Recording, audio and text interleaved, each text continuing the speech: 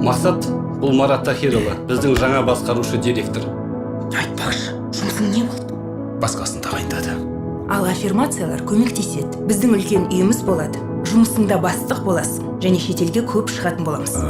Неге әкемнің суретін ілдің? Артымнан қайтала. Армандар картасындағының барлығы міндетті түрде орындалады. Қалайсың, Мақсат? Макс, бұл мүмкін емес қой. Сенің әкең қайтыс болды. 20 жыл бұрын.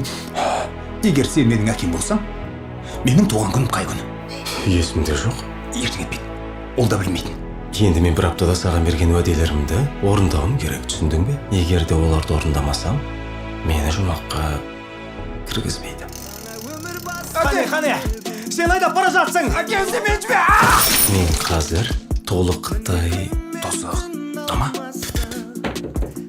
жоқ әрине. 1, 2. Сіз Стив Джобсы о дүниеде көрдіңіз бе? Ол айфонды ойлап таққан адам.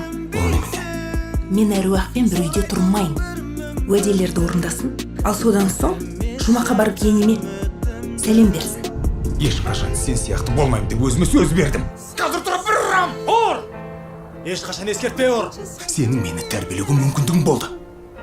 Өз баламды өзім тәрбиелеймін. Сізді атып жіберсе, сіз өлесіз бе? Білмеймін. Көру керек. Рецептін бересіз бе? Негізі мен өлгенге дейін ешкіммен бөліспеймін дейді. Қайтып келгеніме қарағанда бөлісуге тура келеді.